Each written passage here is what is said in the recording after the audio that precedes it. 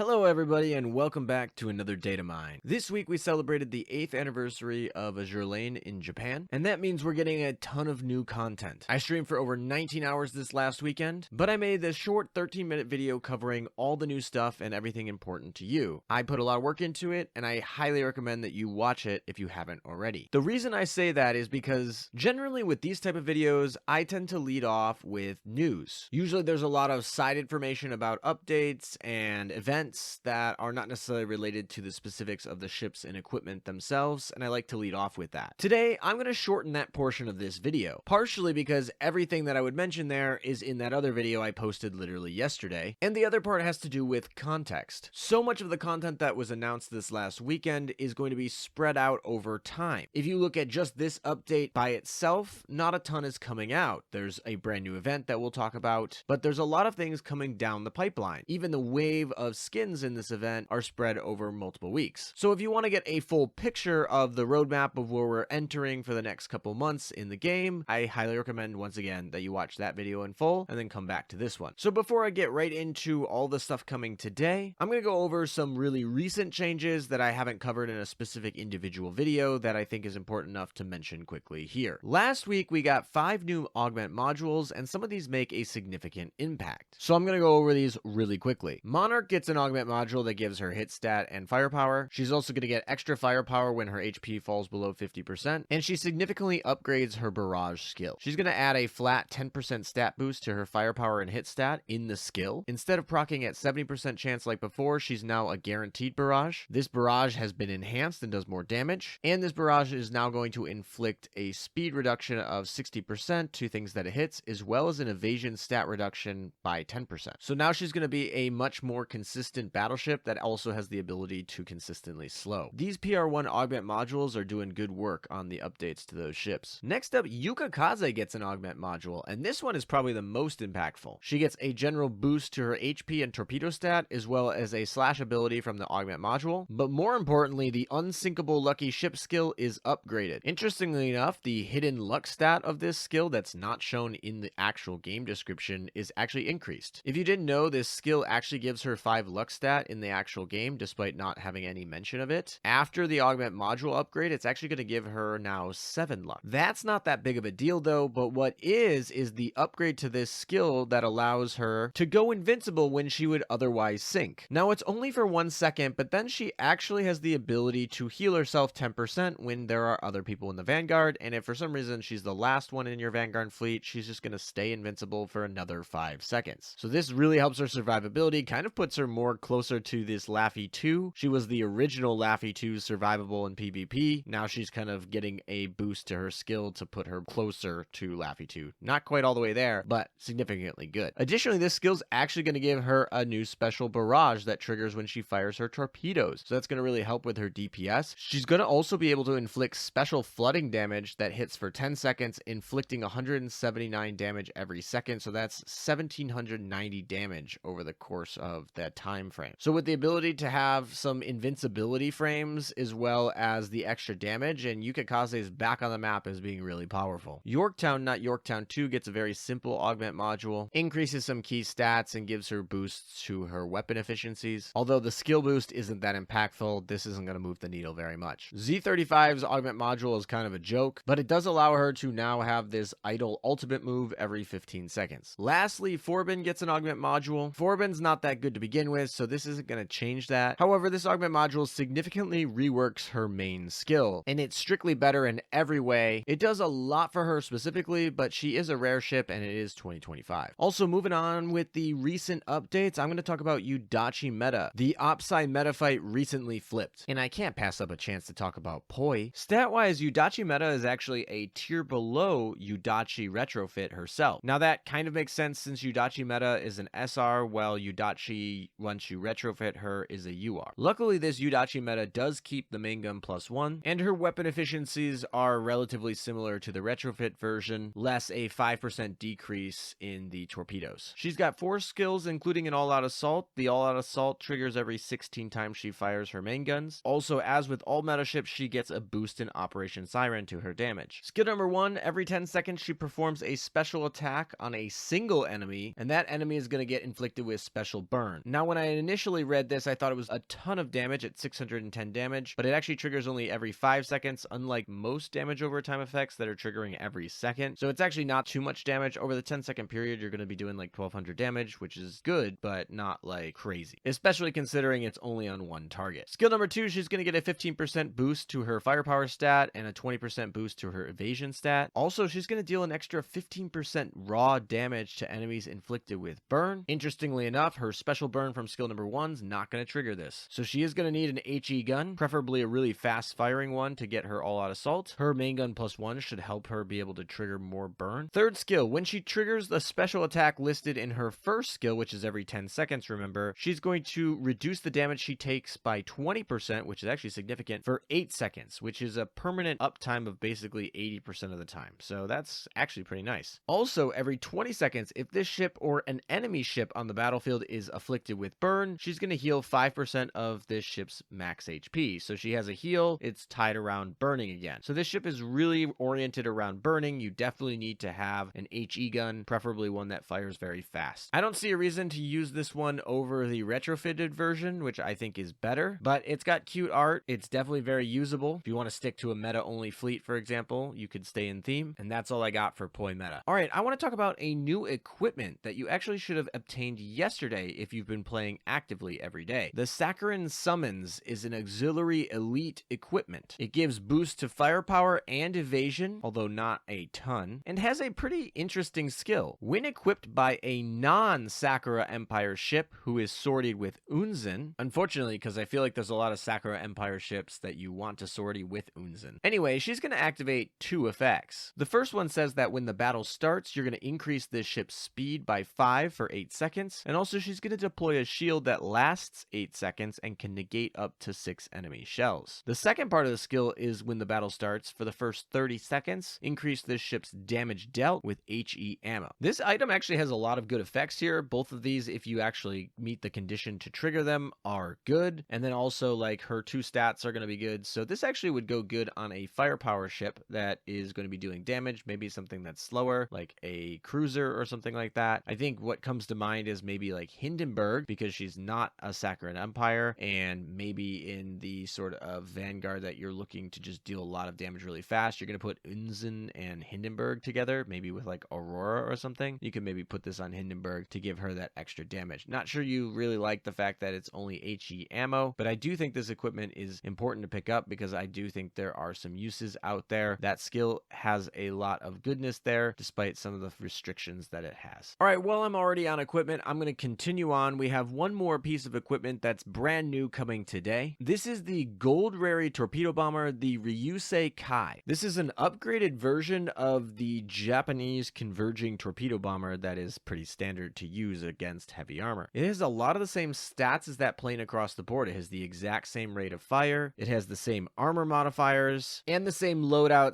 / mechanics of its weaponry. Where it differs comes in plane HP as well as its dodge limit, so this is going to be able to make it survive a little bit better against anti-air. In practice, it's actually going to be able to do a little bit more crash damage because of that added HP, although this is not a PvP plane, so it doesn't matter. But most importantly, the actual damage output is going to be slightly boosted here. So it's the same converging torpedoes, except they're going to do 331 damage per torpedo instead of 307. That's about an 8% increase in damage. So this plane is strictly better than the Ryusei. This is a must pick up plane, best in slot for converging torpedo, and it is not farmable. Unfortunately, you can only ever get one of these. A little disappointed by that, to be honest. I guess it's kind of good for my sanity, so I don't have to farm the whole event for this brand new plane that's amazing. The way that you obtain this equipment is through the event shop. It's actually pretty cheap in event points, so you should be able to get this on day 1 even. Do not miss out on this new equipment. It is best in slot. It's strictly better than its predecessor. The event shop's not all that different than a standard event. It's also going to allow us to purchase an SR ship for free, which is Asama in this event. Like most events, you're going to have an accumulation ship that's elite. This case is going to be Taekaze. We're actually going to get a side event that gives special missions that has some rewards there. We're also getting an onsen, so we can have some morale recovery boost. Like most events, we're going to get new dorm theme and new gear skins and a bunch of new skins for the new ships. Now, we had a ton of skins that were revealed during the actual live stream. However, we're only going to get wave 1 done today. The rest of the waves you'll have to wait into future updates. With all that, I think we can start getting into the ships. I'm just going to throw up on screen the fleet tech for those of you who are interested in that, and we can get rolling. All right, let's kick things off with the banner target, the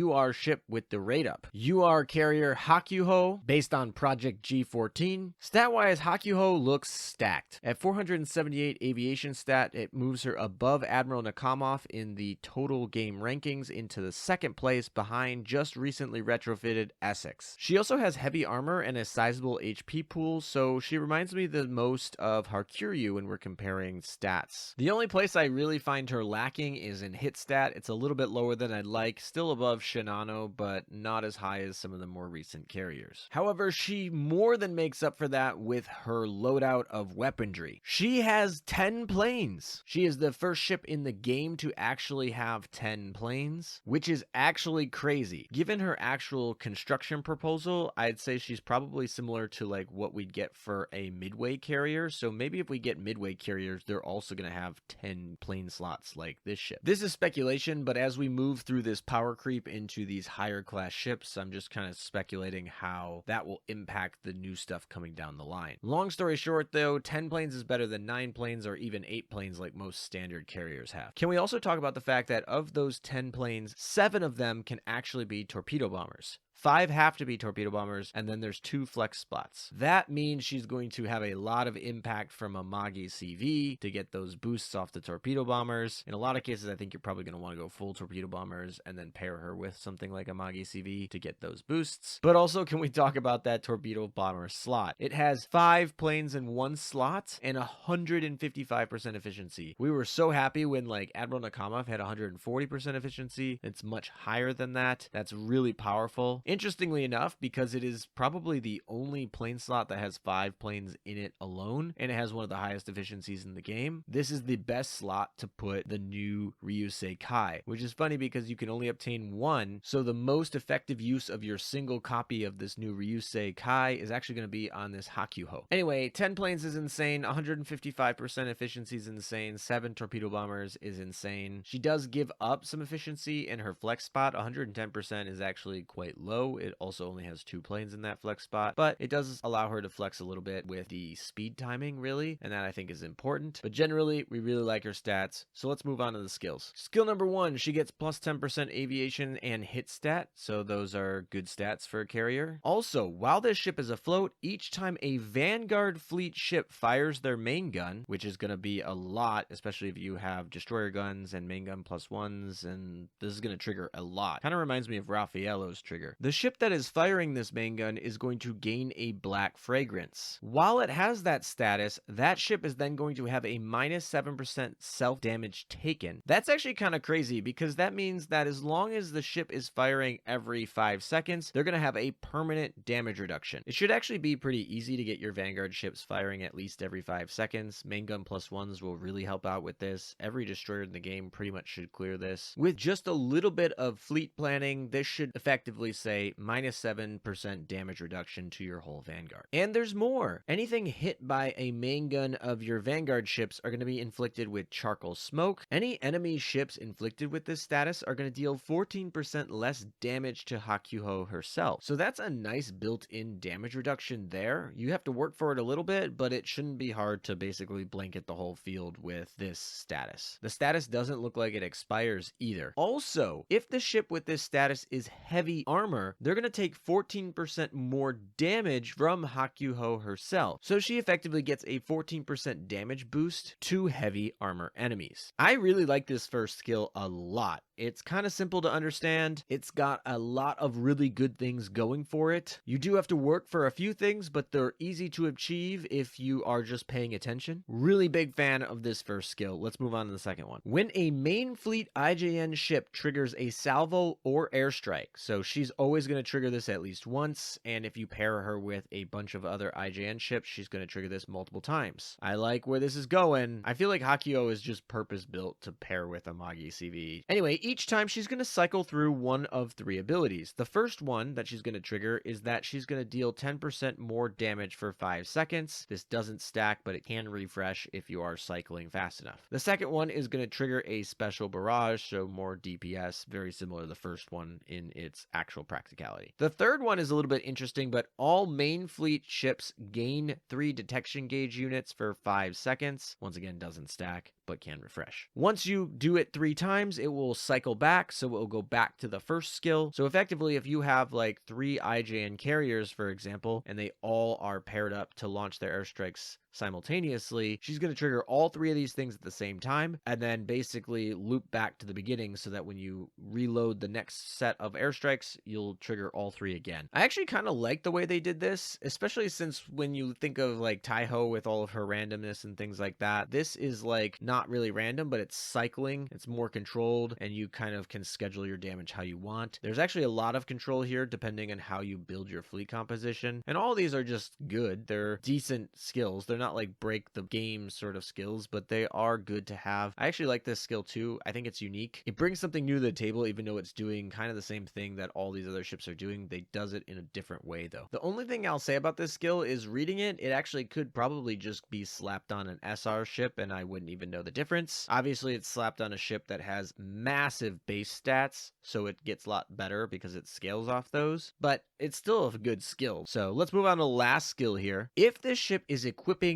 a IJN plane in slot 1, which is the flex slot, she's going to get plus 10% aviation stat. That kind of actually locks that first slot into a Sakura Empire plane. Luckily, Sakura Empire has a lot of good planes, but that is a little bit interesting. Also, if this ship is equipping a torpedo bomber in slot 1, so basically if you are doing the 7 torpedo bomber loadout and you're not using the flex slot for something else, she's going to get plus 50% slot efficiency. So that fixes the fact that it is 110% efficiency base. It's going to go to 160% efficiency, which is crazy high. That means that that slot is going to have 160% efficiency on a torpedo bomber. That's insane. That's just crazy. Anyway, if you are equipping a fighter or a dive bomber instead, you're going to get plus 15% anti-air stat. That's worthless. Don't do that. Basically, go for a torpedo bomber unless it's going to mess up your timing with your other things that you have going on in your fleet. Also, all aviation damage from this ship inflicts special burn guaranteed to all enemies, and it does 140 damage every half second for 15 seconds. That's like over 4,000 damage over that duration of time. It's guaranteed. It can't be blocked. It can't be healed because it's a special burn. This last sentence of this skill is busted. That's so much damage. It's very easy to get there. Of course, she doesn't have any cooldown reduction. Her reload's not especially amazing, and if she is going to have all these torpedo bombers, she's going to be firing slow, so it's not like you're going to get this all the time, but that's a lot of burn.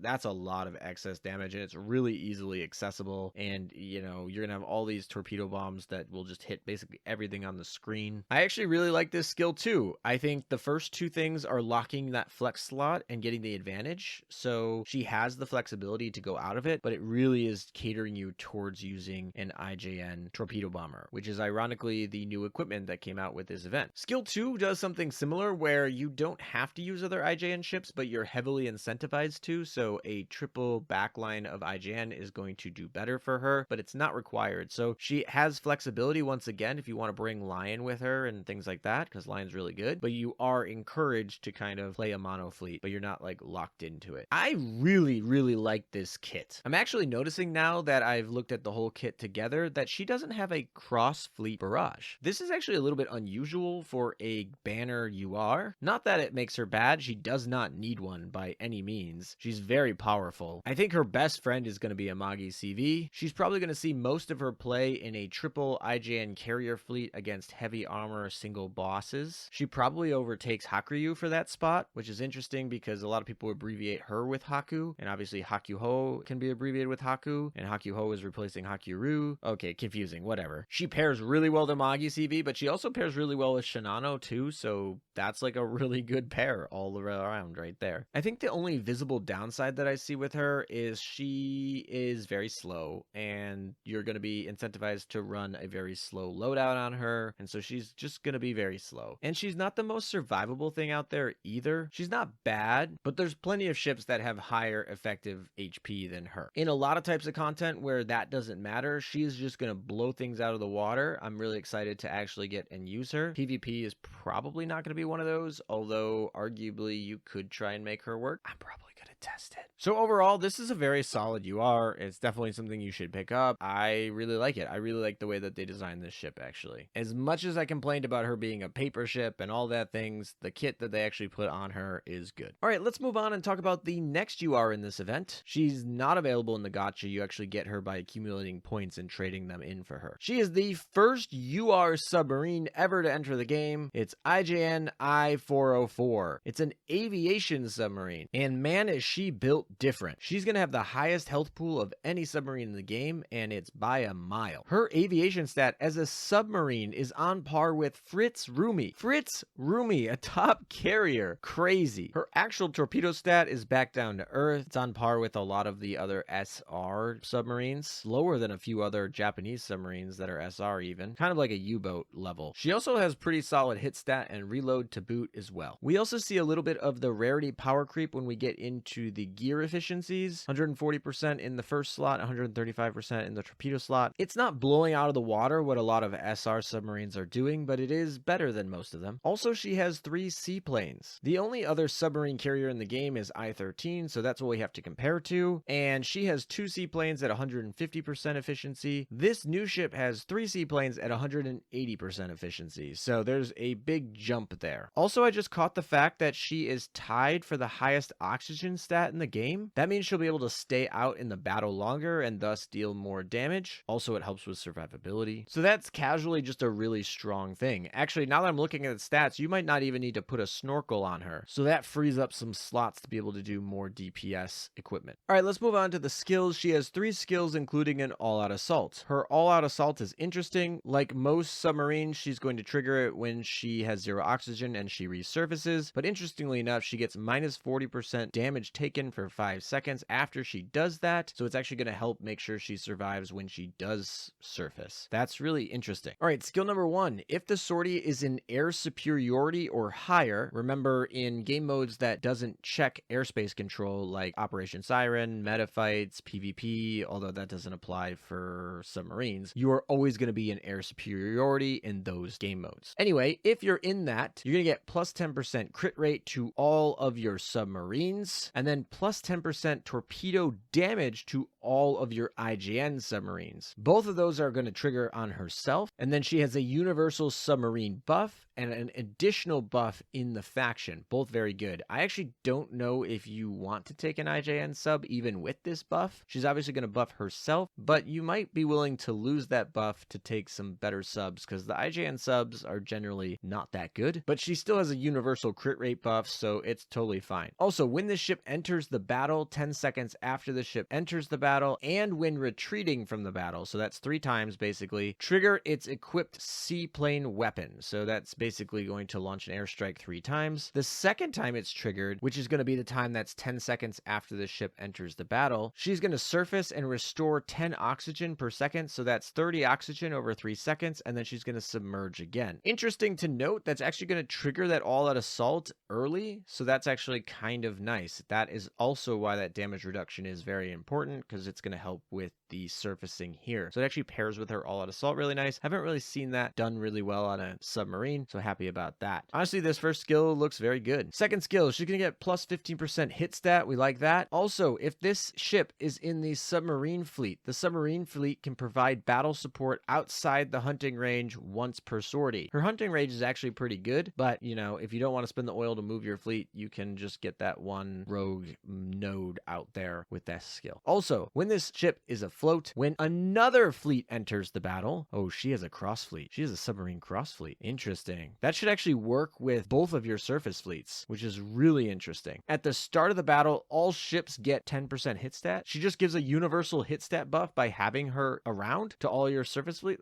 What? That's an insane cross fleet. She just has to be, that's insane. That makes this like one of the best ships ever. Like, you must pick this up. Like, do not miss this ship. This is amazing. You just put her in a sub fleet, you bring her along, and you just get this massive hit stat buff to everything all the time. It doesn't even look like it's limited to the first couple battles. That looks crazy. I wonder, I want to double check that. That looks so good. Like, so good. We'll move on. 15 seconds after that battle starts, she's going to trigger a special barrage. Oh my gosh, it gets better. Enemies hit by that barrage are inflicted with special burn, which is 404 damage every 3 seconds over 10 seconds. So a little over 1,000 damage. And then they're also going to take 5% damage increase across the board. Okay, this cross fleet is stupid busted. If that's how they're going to do UR submarines going forward with these cross fleets, those are going to be super valuable, especially since the downside of submarines is you spend oil to get the extra DPS, but in this case you don't spend oil to get the boost. It just has to be in the cross fleet. This is easily the best submarine in the game, no questions asked, hands down. It's a must pick up ship in my book. Even though submarines are a interesting game mode, they're kind of like a side content in a lot of ways, and a lot of people don't want to deal with them, but like, make sure you get this. You don't have to go in the gacha for this. Just make sure you play the event, make sure you get this ship, because I have a feeling this will be very important. Even if you don't even make her max limit break, just getting her and getting this skill to level 10 and then bringing her in fleets and not even calling the subs would still be worth it. Both of the URs are really good, but let's move on to the SRs now. IJN Oumi is an SR battleship. I'm going to compare her to her sister Ki. We do see a little bit of power creep here with higher HP and higher firepower. Technically, she has lower torpedo stat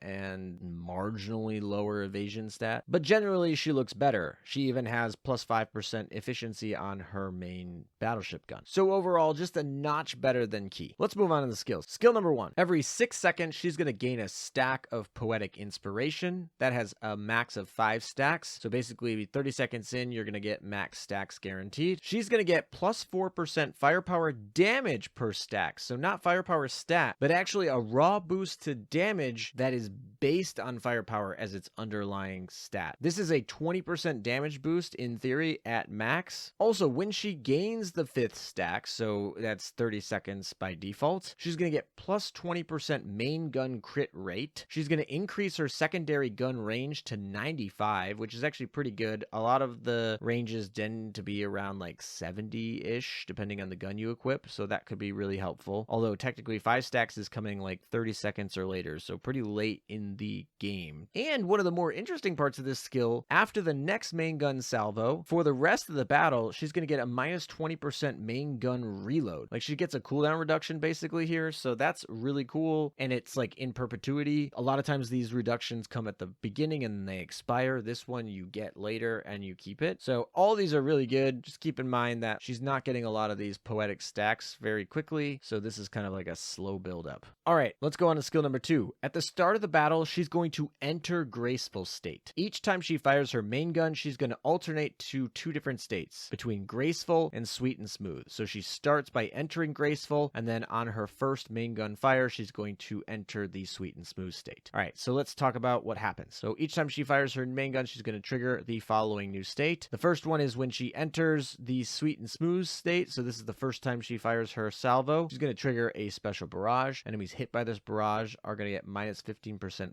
firepower stat for 10 seconds. It does not stack. And then her and all Vanguard fleet is going to get plus 10% firepower and hit stat until the state ends, or basically until she fires her next salvo. When she enters graceful, she's going to trigger a special barrage. Enemies hit by this barrage are instead going to get minus 15% hit stat for 10 seconds, does not stack. And then her and all the Vanguard fleet are going to get plus 12% evasion and anti-air stats until the end of graceful state. So she's kind of once again alternating, similar to Hakuhou, and it's based on the salvo there. For herself, this is decently solid. In fact, this is a pretty good barrage battleship. If this was coming out like 4 years ago, I'd probably be heavily recommending this. She is better than Ki, in my opinion. And yeah, this is a good solid ship if you are newer to the game and you need to pick up something to help you carry through the game. She's great. Of course, like I said, we're moving into the world where URs are king, and so SRs are becoming less relevant, but she's a very solid SR battleship. All right, let's move on to our other SR of the event. She's going to be the Poi 25, so she's droppable on the map. And this is the heavy cruiser IJN Asama. She's an Ibiki class, so we're going to be comparing her to Ibiki, and she looks very similar. She has the exact same gear loadout. She has a preloaded torpedo, and her efficiencies and all of her weaponry are the same. Stat-wise, she does look slightly better than Ibiki. She has slightly more health, slightly more firepower, slightly more torpedo stat, slightly more anti-air, slightly more reloads, slightly more accuracy, but she does give up in evasion. Also, interestingly enough, because Ibiki is actually fate simulated now, Asama actually has lower luck than Ibiki, a PR ship. So I just thought that was kind of funny. All right, let's move on to the skills. Skill number 1, 10 seconds after the start of the battle and every 20 seconds thereafter, so 10, 30, 50, etc., she's going to trigger a special barrage. Also, when she fires her equipped torpedo mount, there's going to be a 70% chance she's going to trigger a special torpedo barrage. Ibiki is actually very similar, although her chance of triggering, I believe, is 100% after the Augment module, so we are losing some percentage there. Short, sweet, simple. Let's move on to the next one. Skill number 2, she gets plus 15% firepower, torpedo, and evasion stat. Very easy. While this ship is afloat, all of your heavy cruisers, including herself, are going to get plus 15% torpedo stat and plus 10% crit rate, as well as plus 8 speed. Okay, that's the whole skill. It's really simple. This ship is really fast, but that skill is actually really good. It's going to help with the speed. Speed is a problem for heavy cruisers, and it's only going to be applicable really to these heavy cruisers that care about torpedoes. A lot of torpedo heavy cruisers are actually bad, so this is going to boost things like Atago, Takao. More likely, you're going to bring her with Ibiki and Unzen. Those are probably, yeah, that's actually really interesting. Even though she's an SR, because of her ability to buff like Unzen and Ibiki, you actually might use her. I think she has more use cases than Oumi because of that potential there. And yeah, that's interesting. She also has an all-out assault. It's standard. But yeah, this was like a really fast go-over of this ship, but it's pretty basic to see what she's trying to do. She is trying to kind of be like an Ibiki, but a buffer. I do think that, you know, you can always go back to the fact that would you bring this over Aurora? Like the 35% damage boost, is that going to make up for the fact that Aurora does a little bit less damage than Asama? I don't know off the top of my head here, but I would suspect that you're probably still going to lean towards Aurora anyway. But this is a fun ship. It's good. Yeah, we like it. The kit's actually really simple, maybe a little more simple than I prefer, but we can take simple ones. We'll take those. Let's move on to the next stuff. All right, all we have left are elites, so hopefully we can roll through these pretty quickly. First up, we have IJN Minase. She is an elite light cruiser. Stat-wise, she has one of the lower HP pools of even light cruisers, kind of on par with Jinsu and Sendai. At least looking at her base stats, she looks like she's geared towards doing more torpedo damage, but let's take a look at the skills to be sure. Skill number 1, she gets plus 10% evasion stat and plus 8 speed. That actually moves her to a base of 43 speed for a light cruiser. Also, every 15 seconds, she's going to give mysterious soup to a random allied ship. The allied unit you gave this soup to has a 10% chance to get debuffed with minus 10% evasion stat for 3 seconds after receiving it. So the soup is bad. It's mysterious, but it's bad. Also, the mysterious soup grants one of the following abilities randomly for 8 seconds. It's either plus 8% reload, plus 8% hit stat, or a shield that can block 8 shells, or she's going to heal 1% of her HP, or give 8% torpedo stat. Kind of sad it wasn't 8% across the board, because 8% healing of max HP would be really busted, but there's a lot of randomness here. A lot of this is not even that good. I'm more curious of what the number and significance of 8 is here. She got 8 speed. All of her things are about 8. Let me know in the comments why it's so important for 8 here, and I assume it has to do with the soup, so let me know about the soup too. I'm sure it's history related. I'm going to be really excited to read that in the comments. Anyway, other than analyzing the kind of nuggets they may be hiding here, this skill actually sucks. Like straight sucks really bad. So let's move on to the next one. Plus 15% torpedo stat and hit stat, and then she's going to trigger a special barrage every 20 seconds. Very boring, not even that good. And then she also gets an all-out assault. This ship is collection only, pretty trash, but I'm intrigued to hear about the lore of the first skill. All right, we're going to talk about the last new ship today, and it is an elite destroyer, IJN Taekaze. Stat-wise, she doesn't actually look that bad for an elite destroyer, primarily because she has a massive torpedo stat. She kind of reminds me a lot of Nagami. She also has her reduced torpedo spread in her limit breaks, so that's really indicating we're doing this for being a torpedo ship. She has pretty good torpedo efficiencies for an elite. We're talking about elites, not URs, but not too bad as far as elites go, so we have some potential as we go down into the skills. Skill number 1, she gets gets +3 speed, bringing her base speed basically to 45, which is okay, not amazing for a destroyer. Also, at the start of the battle, and with a 30% chance every 15 seconds thereafter, she's going to deploy a smokescreen. This is going to be your standard smokescreen, your 40% evasion for 5 seconds, doesn't stack. When this ship enters a smokescreen, doesn't have to be her smokescreen, can be anyone's, she's going to trigger a special barrage, and it has a 15-second cooldown. That's actually really interesting because there can be some synergy there with other ships that do smoke screens. I'm thinking Napoli right off the bat, but maybe that won't actually trigger this. Her first one that everyone can do definitely would. I don't think her exhaust one will, but anyway, there are a lot of ships that do smoke screens, and you compare with her. I'm probably going to theory craft more of them as I have more time, but there's stuff. Skill number 2, she's going to get plus 15% torpedo stat, so that's nice. That's where she wants to deal her damage anyway. When she fires her equipped torpedo mount, there's a 10% chance to fire it again. Ooh, okay. If that trigger fails, there's a 10% chance to trigger it 2 seconds later, and if that one fails, there's a 20% chance to trigger it 3 seconds later. So, interesting. It's a weird way to do it, but she has 3 chances to trigger, so she basically has to fail 3 times in a row, but the percentage of triggering are actually pretty low. However, she actually can infinitely do this, potentially, because it actually triggers not a barrage, but triggers her actual mount firing again, which would start this all over again. So there's a lot of checks here. Honestly, this ship is really fun. It's not very good, but I think this ship's really fun. It also has an all-out assault. That's fine, but like, I think this ship is really fun because the smoke screen looks fun. The infinite torpedo potential, it's not going to trigger that much, actually. The percent are pretty low here, but like, you know, in theory, I don't know. I like this destroyer. For an elite destroyer, I'm probably more interested in this ship than a lot of them. I think that the design is interesting with the Tanuki. I think the kit itself is interesting with some of the things that's going on. I think this is probably one of the most interested I've been in an elite destroyer in a while. That's not saying much. That's a pretty low bar to clear, but yeah. All right, we have one more ship to go over today, and that's actually a retrofit. This one is Shiratsuyu, which is interesting because she got her augment module before she got her retrofit. A lot of times they do retrofit first and then an augment module. They kind of reversed it here. That's odd. She's actually a rare destroyer. Yes, we haven't talked about rare ships for a while. She's going to be retrofitted up to elite, so that's interesting. I'm going to talk about this ship as if you have the augment module. If you're using this ship, there is zero reason to not use her augment module, so we're just going to assume that you have her augment module. I actually had to do a double take on looking at her stats because I looked at them and I'm like, they're so low. They could not have had an upgrade from the retrofit to these stats, but then I went and double checked what her stats were and remembered that she was a rare, and rares have abysmal stats. So yeah, she gets a boost to her stats to being elite level, which is 2 rarities below the top rarity in the game. So not very good to begin with.